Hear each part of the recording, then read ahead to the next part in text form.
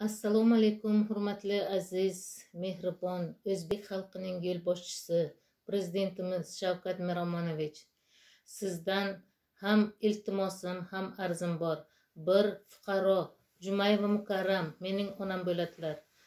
1940-yilda tug'ilgan Jumayeva Mukarram 1960-yilda otam bilan turmush qurib, tashlandiq yerlarni o'z mehnatlari orqali ochganlar va 9 farzandni voyaga yetkazganlar.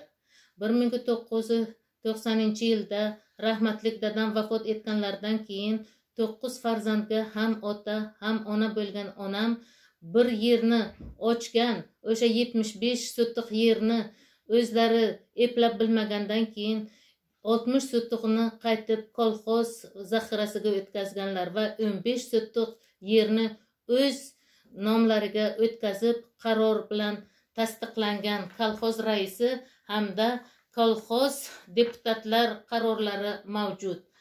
1990-yillardan keyin mustaqillikdan keyin bizlar o'sha yerga uy qura olmadik. Faqatgina onam o'sha yerdan farzandlari uchun yer tomorqa qilib, mollarga yem xashak va daraxtli mevalar ekib, bizlarni o'sha yer orqasidan katta qildilar. 2019-yillarga kelib yerlarni va tugatilmagan uylarni yiqitish avjiga chiqdi.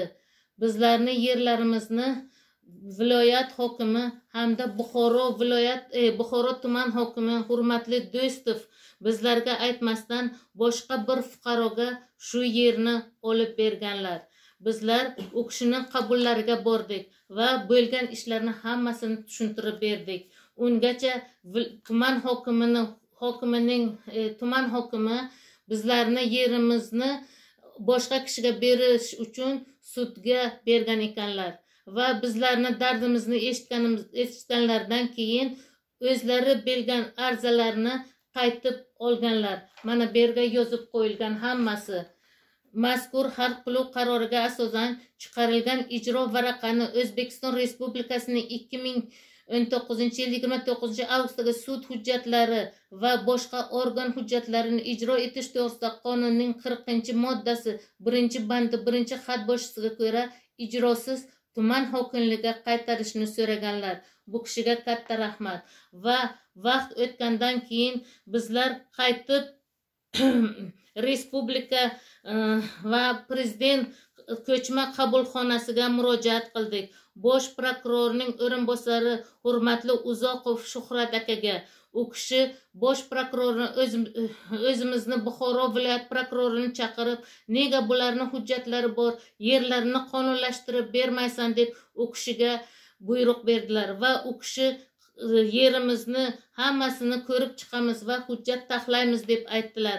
Mana Do'stov ishdan ketgandan keyin Buxoro tumanida yangi hokim bo'ldi. Bu yangi hokim yana qaytib yerimizni olib boshqa kishiga bermoqchi. Iltimos sizdan shu yerimizni o'zimizga qoldirib berishingizni iltimos qilamiz. Qarorni inobatga, shu yer ajratish qarorini inobatga olib sizdan yer kodeksiga asosan 1998-yilgacha kolxozlar tomonidan berilgan qarorlar yuridik kuchga ega deyilgan. Kolxoz qaroriga ko'ra Jumayeva Mukarramga tegishli bo'lgan yer maydoni boshqa fuqarolarga noqonuniy ajratib berilgan. Noqonuniyligining sabablari ekin yeridan ajratilgan.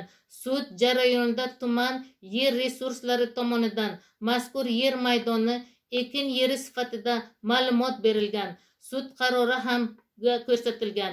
Qaror osti hujjatlarida qator xatolarga yo'l qo'yilgan. Dalolatnomada imzolar to'liq qo'yilmagan. Ekin yeri bo'lganligi sababli tuman zemlameri ham dalolatnomaga imzo chekmagan. Vaholanki qarorning 4-bandida zemlamerga tuman hokimi majburiyat ham yuklatgan. Shuningdek, nizoli bo'lgan yer maydonlarida nizo sud tartibida hal qilguniga qadar qaror chiqarish mumkin emas. Yer kodeksining 89-moddasi yer xususidagi nizolar faqat sud tartibida hal qilishini ko'rsatgan. Vazirlar Mahkamasining 493-sonli qarori hamda 23 sonli qaroriga ko'ra yer faqat auksion tartibida berishi ko'rsatilgan. Shuni inobatga olib, sizdan iltimos, bizlarni qurilgan uylarimizni buzmaslikka va yerimizni olib qo'ymasliklari uchun sizdan iltimos qilib so'raymiz, yordam bering.